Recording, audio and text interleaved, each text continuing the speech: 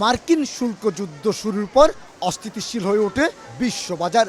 গেল বছরের আগস্ট থেকে বছর ব্যবধানের তৈরি পোশাক শিল্পের রপ্তানি আয় কমে প্রতি মাসে। অবশেষে এপ্রিলে গেল বছরের এই সময়ের তুলনায় এ খাতের রেকর্ড প্রবৃদ্ধিতে দেশে আসে $3 বিলিয়ন বেশি রপ্তানি আয়। এই অর্থ বছরে আপনি কিন্তু খুব একটা বেশি পজিটিভ দেখবেন না, কারণ আমাদের হাতে আছে মাত্র আর মে এবং জুন, এই 2টা মাস। এই 2 মাসে আমার মনে হয় না আমরা খুব একটা বেশি গ্রোথ যেতে পারবো, তবে আশা করতেছি আমরা কিছুটা পজিটিভের দিকে আমরা থাকবো।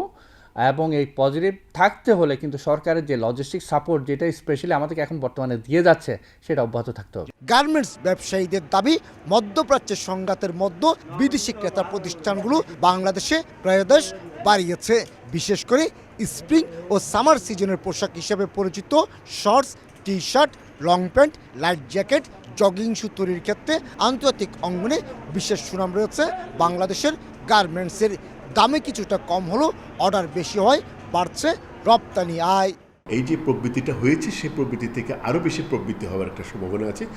স্প্রিং একটি বড় সিজন, কিন্তু এই সিজনে প্রচুর কেনাকাটা বায়াররা করে, কিন্তু গত স্প্রিং সিজনে এত কেনাকাটা ওরা করেনি।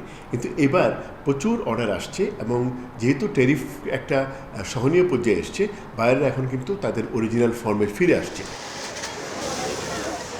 উদ্যোক্তারা বলছেন, নির্বাচন পরবর্তী রাজনৈতিক পরিস্থিতি স্থিতিশীল থাকায় বাংলাদেশ নিয়ে বিদেশি বায়ার প্রতিষ্ঠানগুলোর আগ্রহ বাড়ছে। যেসব অর্ডার স্থগিত হয়েছিল সেগুলো ফিরতে শুরু করেছে। আমাদের ইলেকশন পূর্ববর্তী টাইমে যে what will the next future of Bangladesh, তারা এটা গভীরভাবে দেখেছে। দেখার পরিপ্রেক্ষিতে তারা ল্যাস অর্ডার প্লেসমেন্ট করেছে, যার জন্য আমাদের নেগেটিভ গ্রোথটা লাস্ট ফিউ মান্থস 7-8 মান্থস ছিল। আলহামদুলিল্লাহ, একটা সুষ্ঠু নির্বাচনের পরে বায়ার্স আর কামিং ব্যাক, তারা অর্ডার প্লেসমেন্টে করছে। এখন আমরা আগামীতে আরও ভালো করার, গুড পজিটিভ গ্রোথে যাওয়ার আশা রাখছি। এদিকে গত 2 মাস ধরে জ্বালানি সংকটের ফলে লোডশেডিং মোকাবেলায় তৈরি পোশাক খাতকে নানামুখী চ্যালেঞ্জ মোকাবেলা করতে হচ্ছে বলে দাবি বিজিএমইএ এর এই নেতার। প্রোডাকশনে আপনি যদি ব্যাকওয়ার্ড লিঙ্কেজে টেক্সটাইলে সাংঘাতিকভাবে অনেকগুলো কাপড় নষ্ট হয় লোডশেডিং থাকলে। সো এই ডেফিনেটলি প্রসেস লস তো হয়, প্রসেস লসটা অনেক বেড়ে যায়। চলতি অর্থ বছরের প্রথম 10 মাসে তৈরি পোশাক খাতের রপ্তানি আয় এসেছে $31.71 বিলিয়ন। গেল অর্থ বছরের পুরো সময়ে আয় ছিল $39.34 বিলিয়ন। কমল দে, সময় সংবাদ, চট্টগ্রাম।